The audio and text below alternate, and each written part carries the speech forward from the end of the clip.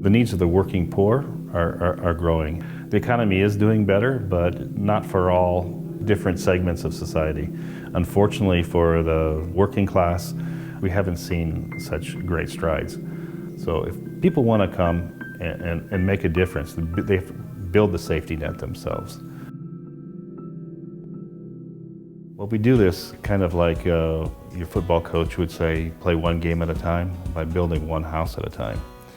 And how that building one house at a time makes a difference is that we focus on building equity for people in our communities where we're working. And we're fighting poverty by bringing capital to the forefront, not charity.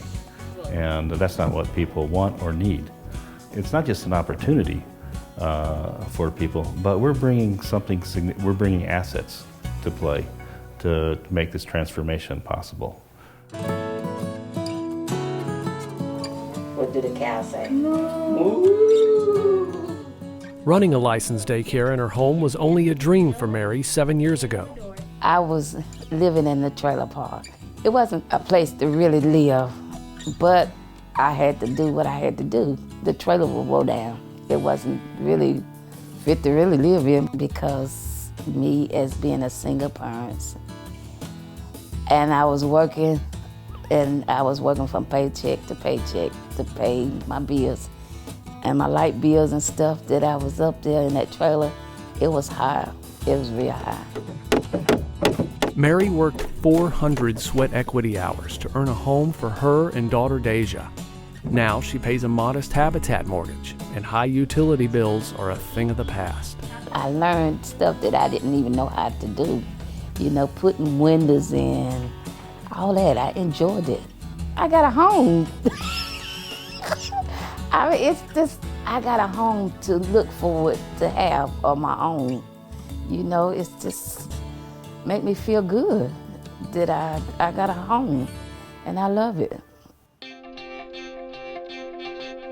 We've been building new homes for many, many years, and the economy forced us to go in another direction.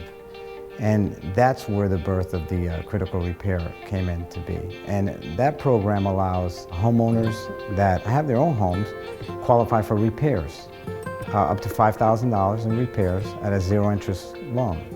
Now, most of these families are elderly families that need the assistance. Like Wanda, her house had termite damage and no wheelchair accessibility. Shortly after we started the project, she had a stroke and she was admitted to the hospital. We ended up fixing that bathroom and making it handicap accessible for her a week prior from her coming home. She was able to come home on Thanksgiving and see the progress, and we celebrated, and it was a really, really positive experience for us, and it was as an affiliate.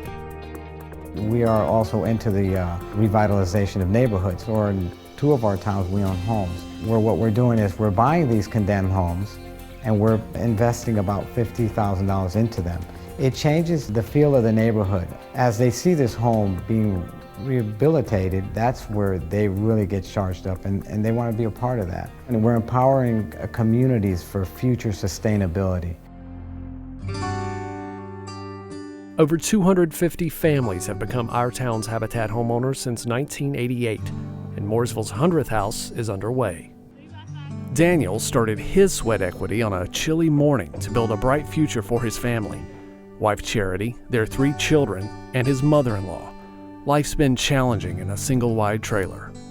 There's roaches, the mold is just small, like tiny, and one bathroom works, the other bathroom kind of works, and we won't have to deal with that anymore. Everybody could breathe better. My son has asthma, so that mold is an issue.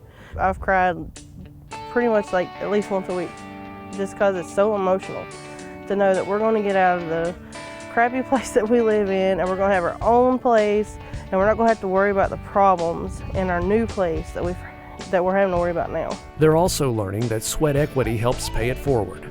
He likes it. I love it when I get to come, because I'm helping somebody who they might not be in the same situation I was in, but they were in a situation that they needed something better. And I have absolutely loved watching them go from nothing to like, wow, this is your home, it's beautiful. So I love it. Transformation isn't just in transforming the lives of somebody who moves in the home, but it's also, at many times, transforms the people who are building the home, transforms the people that made a donation. What we do is like, we put God's love into action, and that's one of the key focal points for Habitat, and that's the transformation. So it doesn't matter what religion you're from or what background, you know, we're going to make a difference in somebody's life by doing something together.